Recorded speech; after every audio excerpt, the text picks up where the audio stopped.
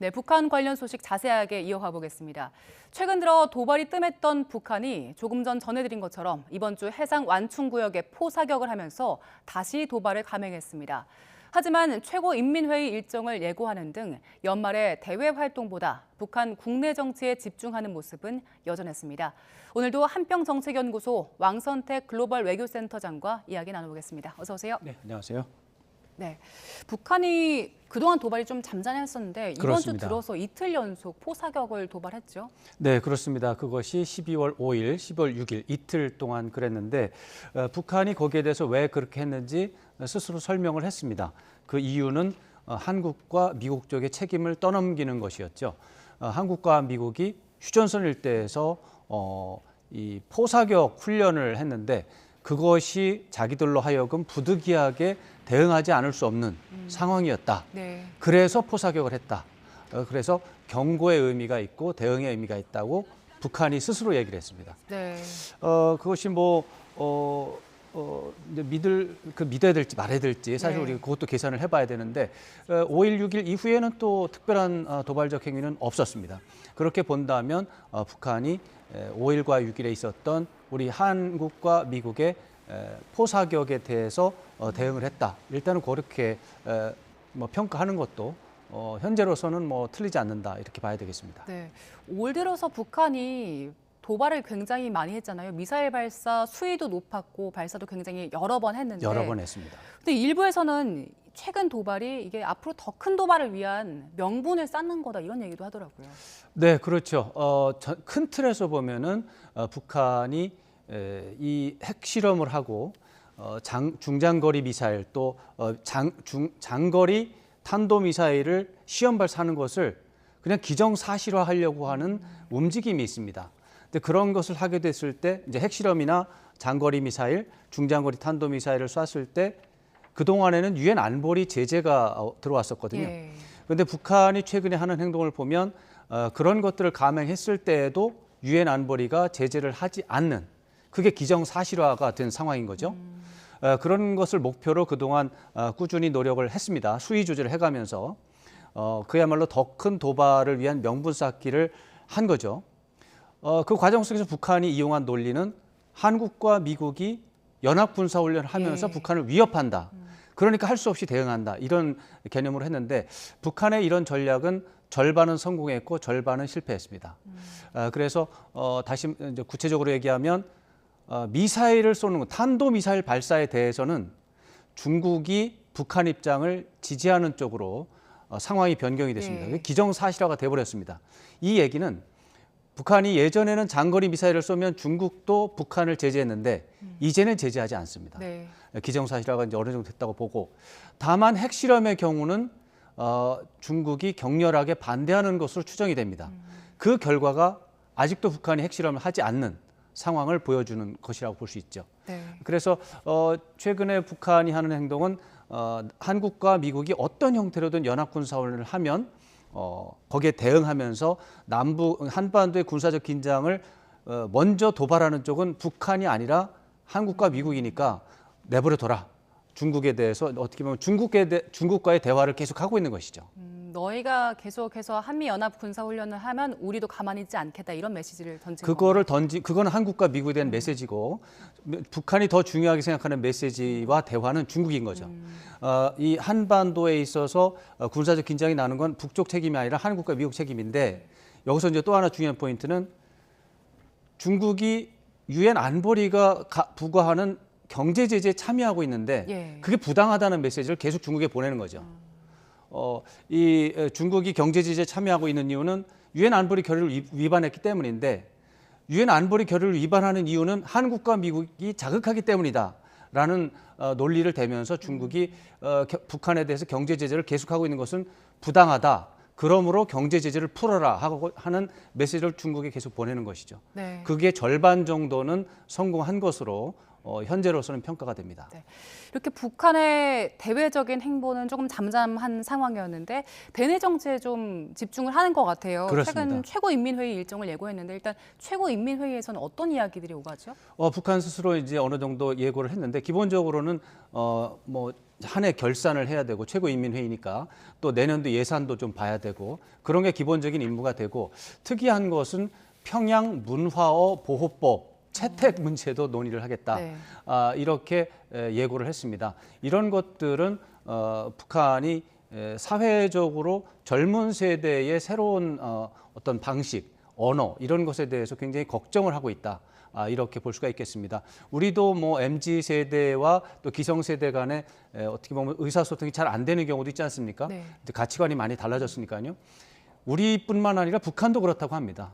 북한도 MZ 세대의 경우는 왜 뭐 어떤 당의 지시를 그대로 이행을 해야 되느냐, 꼭 이렇게 봉쇄가 꼭 필요하느냐 이런 식의 좀 생각을 할 수도 있고 무엇보다도 남쪽에서 사용하는 말들을 그렇게 사용한다고 하는 거죠.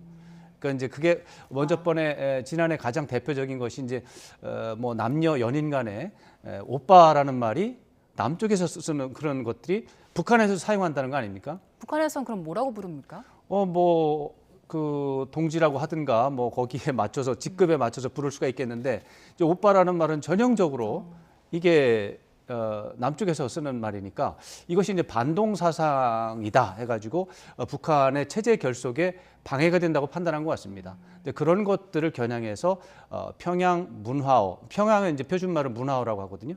이제 평양 문화어 보존 법에 대해서 논의를 하겠다. 이런 얘기가 있어서 사회적인 혼란 문제 이런 것들에 대해서 걱정이 많은 것 같고 무엇보다도 북한 최고 지도부의 핵심 관심사는 경제개발 5개년 계획이 있습니다. 북한이. 그게 이제 지난해 1월부터 시작한 5개년 계획인데 이것을 잘 끝내고 성과를 내는 게 목표인데 2년이 지나갔죠. 그러니까 이제 내년이 3년 차라서 3년 차의 성과를 어떻게 낼 것이냐 이 부분이 가장 중요한 관심사가 되고 이런 모든 것들은 김정은 국무위원장이 위대한 지도자다라고 하는 최종적인 그런 슬로건에 맞춰서 갈 수 있게끔 어떻게 할 것인가 이런 것들을 고민할 것입니다. 네, 북한이 지금 해주신 이야기들을 통해서 이제 생각해 보면 계속해서 국내 대내 결속에 신경을 쓰는 것 같은데 그렇죠. 왜 거기에 이렇게 힘을 쏟는 걸까요? 북한은 이 유일 지도 체제고 김정은 국무위원장을 비롯해서 최고 지도자, 유일 지도 체제에서 최고 지도자의 권력의 정당성 이 부분이 안정적으로 운영이 돼야만 북한 체제가 운영이 됩니다. 사실 북한은 경제적으로도 굉장히 수준이 낮고 지금 경제 1인당 경제 소득이 한 1,200달러 정도밖에 안 돼요. 우리는 4만 달러잖아요. 너무나 차이가 나잖아요. 전 세계에서 가장 극빈국이 하나고 정치적으로도 분명히 북한 주민들은 인권 위반 사례라든가 문제가 있다는 것을 알고 있습니다. 그럼에도 불구하고 김정은 지도자를 중심으로 뭉쳐서 가는 이런 상황을 유지하려면 최고 지도자에 대한 신뢰가 유지가 돼야죠. 최고 지도자의 권력의 정당성에 대해서 북한 주민들이 순응을 해야 되는데 그런 것들을 꾸준하게 리마인드 시켜주지 않으면 상기시켜주지 않으면 왜 우리가 인권 제약을 받지? 왜 우리가 가난하게 살아야 되지? 이건 최고 지도자가 잘못해서 그러는 거 아니야? 라고 불만이 쌓인다면 걷잡을 수 없는 일이 일어나겠죠. 네. 그러니까 그런 것들 때문에 최고 지도자의 권력의 정당성이 있다. 충분히 있으니까 여러분들이 순응하는 게 맞다. 이것을 계속 반복적으로 교양을 하는 것이죠. 그 연장선인 것 같은데 북한이 최근 며칠 동안에 코로나19 방역 성과를 대대적으로 홍보를 했다고 하더라고요. 맞습니다. 좀 특이한 현상이었습니다.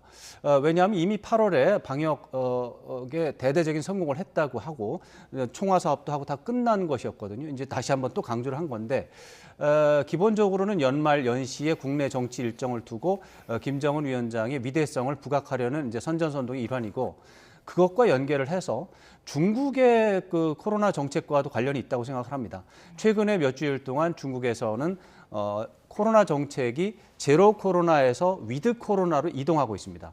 이 시진핑 주석이 사실 지난 3년 동안 중국식 방역이 서방의 코로나 대응보다 우월하다라고 하는 그런 신념을 갖고 그런 입장을 갖고 꾸준하게 제로 코로나를 유지했습니다. 이 제로 코로나의 핵심은 봉쇄지 않습니까? 어떤 곳에서 환자가 발생을 하면 광범위하게 그 지역을 봉쇄해버리고 통행 자체를 막아버리는 거죠. 근데 먼저 번에 지난 3월, 4월에 상하이에서 그런 일이 발생했을 때 상하이가 봉쇄가 되니까 중국 전체의 경제가 마비가 되는 거예요. 중국 전체에 대한 경제가 마비가 되니까 왜 이렇게 심한 봉쇄를 해서 필요 이상으로 사람들을 괴롭히는가라고 하는 부분에 대해서 이제 불만이 생기는 거죠. 그 샹하이 하나의 사례가 아니라 중국 곳곳에서 그런 사례가 나타났다는 거죠. 그랬던 것이 그동안에는 10월 중순에 있었던 제20차 공산당 대회까지는 시진핑 주석이 워낙에 3년이 문제 때문에 이제 민감한 상황이니까 말을 못했는데 그 공산당 대회가 끝났으면 좀 달라져야 되는데 계속해서 제로 코로나를 하니까 불만이 좀 있었던 것 같습니다. 그래서 결국에는 최근에 시위도 있었고 그래서 그런지 중국 당국이 놀랍게도 위드 코로나 쪽으로 이동을 하고 있습니다. 그러니까 이제 북한의 이제 김정은 위원장 입장에서 본다면 서양은 예전에 1, 2년 전에 이미 잘못된 코로나 대응으로 이제 망가졌고 중국이 잘한다고 자랑을 했는데 중국도 이제는 정책이 어떻게 보면 오류가 있었다는 걸 인정하는 그런 상황이다라고 보고 다만 북한만은 3년 동안 제대로 잘해서 유일하게 성공한 승리한 국가다라고는 이런 이미지를 지금 강조를 하는 것이죠. 잘 됐다. 중국의 사례가 이 김정은 위원장의 위대성을 보여주는 사례가 된다. 이렇게 착안을 해서 좀 코로나 문제를 강조하는 것 같습니다. 최근 중국의 상황을 좀 의식한 결정이었다. 그렇습니다. 있을 것이고. 자, 그리고 북한이 인권 문제 상당히 민감하잖아요. 근데 그렇죠. 지금 유엔 안보리에서 북한 인권 문제를 다루는 회의가 열렸는데 여기서 그 공동 성명에 참여한 국가가 31개나 됐더라고요. 상당히 많이 늘었죠. 그렇습니다. 이제 지난해도 이제 그런 일이 있었고 지난해 한 7개국 정도 됐는데 올해는 이제 31개국으로 늘었어요. 그런데 이제 유엔에 소속된 국가가 200여 개 정도 되니까 이제 31개라고 해서 뭐 엄청 뭐 상황이 달라졌다고 볼 수는 없습니다. 더군다나 미국이 주도도 하고 또 한국이나 일본 이런 나라가 주축이 됐는데도 31개국이면 아직도 갈 길이 좀 있고 논란이 좀 있다 이렇게 좀 봐야 되겠습니다. 다만 미국은 또 미 상원에서 북한 인권법이라고 하는 게 있는데 이것도 재승인을 또 통과를 시켰어요. 이제 하원을 통과하고 대통령이 서명하면 북한 인권법이 또 5년짜리인데 그게 통과가 됩니다. 그런 부분도 있고 또 미국의 재무부가 또 북한에 대한 몇 가지 또 제재도 했습니다. 이런 것들이 이제 동시에 이루어지고는 있는데 이런 것들이 뭐 미국이 특히 북한을 압박하는 새로운 캠페인을 했다고 보기는 좀 어려운 것 같습니다. 왜냐하면 국제 기념일들이 있어요. 이제 12월 10일이 이제 오늘이죠. 12월 10일 세계 인권의 날입니다. 세계 인권의 날에 맞춰서 미 국무부하고 유엔이 거기에 맞춰서 이제 어떻게 보면 이벤트를 준비한 거죠. 그러면서 북한뿐만이 아니라 국제사회에서 인권이 열악하다고 하는 나라들을 대상으로 이제 비판을 하고 거기에 대한 조치를 하다 보니 이제 지금 같은 일이 생기는 것이죠. 또 어제 12월 9일은 국제 반부패의 날입니다. 거기에 맞춰서 부패와 상관이 있는 부분들을 찾아내서 또 그날에 맞춰서 또 정책을 발표하는 것이죠. 이런 것들이 묶여서 지난 며칠 사이에 이런 게 나왔는데 제가 볼 때 미국 국무부나 미국 백악관이 북한을 상대로 해서 전례 없이 특별한 압박을 하는 것은 아니다. 이렇게 평가를 할 수가 있겠습니다. 통상적인 이벤트 정도였다라고 볼 수 있는 거죠. 그렇죠. 이제 1년 중에 보면 어떤 날은 뭐 세계 인권의 날도 있고 뭐 여성의 날도 있을 수 있고 어린이의 날도 있을 수 있잖아요. 그런 데에 맞춰서 각국 정부는 거기에 맞는 기념 행사를 하려고 하지 않습니까? 미국은 국제적인 차원에서 다른 나라와 연계 속에서 이런 행사도 하는데 이제 그러다 보니까 이게 이제 같이 겹치면서 마치 북한을 겨냥한 것 같은데 그건 아니고 인권 문제와 관련해서 미국은 인권을 중시하는 나라다라고 하는 이제 그런 운동을 하다가 보니까 북한이 걸려든 것이죠. 네. 그리고 북한이 몇 달 전부터 이제 그 미사일 도발을 계속 감행하면서 우리나라 안에서도 핵무장론에 대한 여론이 좀 있었잖아요. 여기에 대해서 지금 미국 당국자가 부정적인 반응을 보였다고 하는데 어떤 이야기를 했습니까? 이거는 이제 커트 캠벨이라고 미국 백악관의 그 인도 태평양 조정관이라는 그런 직함을 가진 분이 있습니다. 커트 캠벨은 미국 정부에서 아시아 정책에 있어서는 뭐 가장 영향이 큰 사람 중에 한 명입니다. 이분이 그 미국의 콜로라도에 있는 지금 저 화면에 나오시는 저분이 이제 커트 캠벨 조정관인데 저분이 이제 어제 있었던 미국의 콜로라도 에스핀이라는 동네가 있는데 그 에스핀이라는 동네에서 이제 외교 문제에 대한 토론회가 열렸습니다. 거기에서 지금 저 저 사회자 보시는 분이 조셉 나이 하버드대 교수님이시고 지금 이제 답변하시는 분이 이제 커트 캠벨 조정관인데 조셉 나이 저 사회자 교수님께서 질문을 한 거예요. 요즘에 한국에서 핵무장을 원하는 사람이 4분의 3이 넘는다는데 이거 미국의 정책이 그럼 어떻게 되는 거냐라고 이제 커트 캠벨 조정관에서 물어본 거죠. 그런데 조셉 나이 교수가 그 정도로 질문을 하는 것은 이 한국 내에서 핵무장론에 대해서 여론이 좀 심각하다 이런 것들을 반영하는 것입니다. 거기에 대해서 이제 커트 캠벨 조정관은 이제 좀 뭐 걱정이 된다는 취지로 답변을 한 거죠. 확장 억제를 통해서 핵무기를 보유할 수 없는 나라들과 연계해서 핵 정책을 펴왔는데 요즘에 그런 문제들이 이제 핵무장 여론이 나타나서 이게 이제 북한 핵 문제 때문에 그런 것이죠. 그래서 좀 확장 억제에 대해서 도전이 되는 위기적인 상황이 있다. 그걸 인정을 한 것이죠. 그럼에도 불구하고 그렇기 때문에 확장 억제를 강화해야 된다.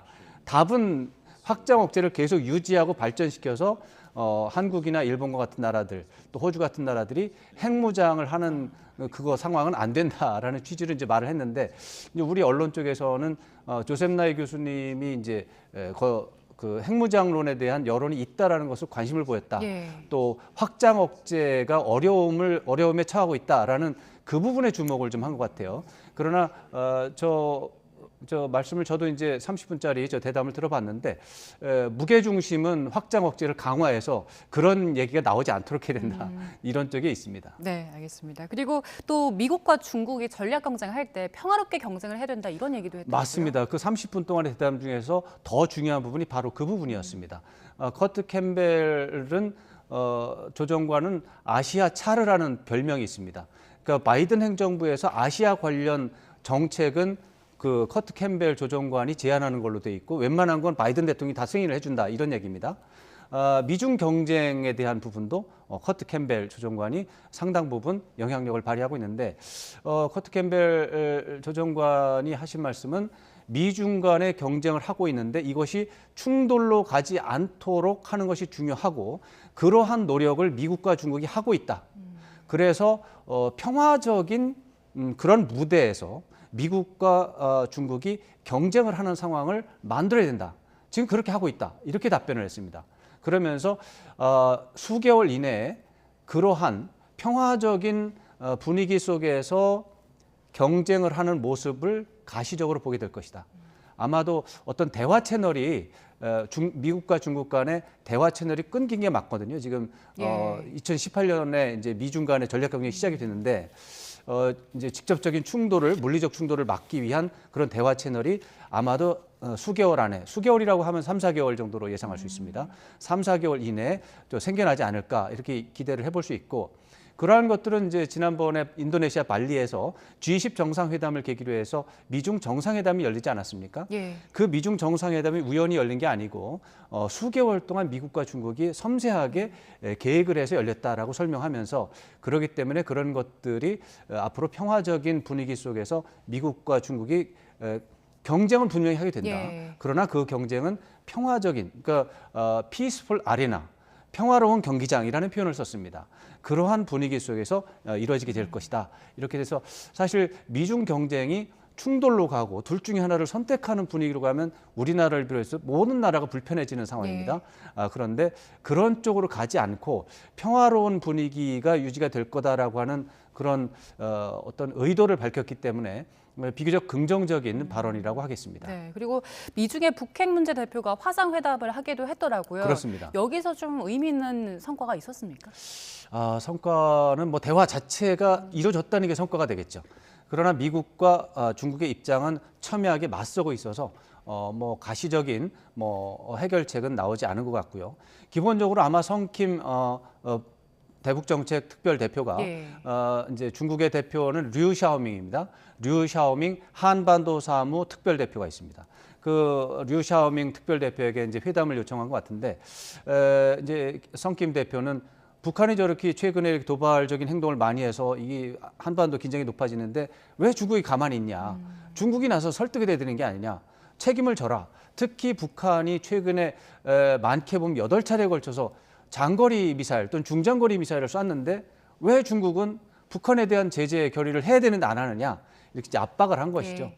거기에 대해서 류 샤오밍 대표는 이 북한이 나름대로 모라토리엄 핵실험 중단과 장거리 미사일 중단을 모라토리엄이죠. 그게 모라토리엄을 몇 년 동안 했는데 왜 미국은 거의 상응 조치를 하지 않느냐. 그러니까 북한이 화가 나지 않느냐. 그 북한의 또 안보 우려가 있는데 이런 부분에 대해서 미국이 아무런 성의 있는 조치가 없으니까 그러니까 북한이 저러는 거 아니냐. 이 한반도 문제가 발생한 근본적인 원인과 맥락을 보고서 거기에 맞춰서 해야 되는데 무조건 그냥 북한 보고 쏘지 말라고 하고 하니 그래서 안 되는 거다. 미국이 성의 있는 조치를 보여라. 이렇게 말을 하고 이제 끝난 겁니다. 그러니까 기본적인 입장을 서로 교환을 했지만 그렇네요. 성과는 없었다. 예. 그렇지만 나름대로 미국이 이제 어떻게 보면 이제 압박을 할 때 항상 쓰는 방법이 있어요. 중국이 북한을 설득하지 않아? 그러면은 미국이 군사력을 계속 증강시켜서 북한을 압박할 수밖에 없어. 그러면 중국 너도 불편하잖아. 그러니까 네가 설득을 해봐. 아, 중국을 계속 압박하는 거네요. 이제 한반도와 동북아에 미군의 군사력을 증강시키는 거예요. 예. 그러면 이제 중국이 북한을 명분으로 해서 군사력이 증강되지만 중국은 그게 또 궁극적으로는 중국에 대한 압박이라고 보기 때문에 중국도 거기에 맞춰서 군사력을 증강해야 되거든요. 그러면 이제 돈이 든단 말이죠. 근데 그러니까 중국은 그게 싫으니까 현재 상태 그대로 좀 갔으면 좋겠다라는 게 중국의 입장이니까 그거에 대해서 약간의 이제 협박을 할 수는 있겠죠. 네, 네, 알겠습니다. 그 정도 생각할 수 있습니다. 네. 자, 한 주간의 북한 뉴스들 왕선택 센터장과 함께 짚어봤습니다. 고맙습니다. 고맙습니다.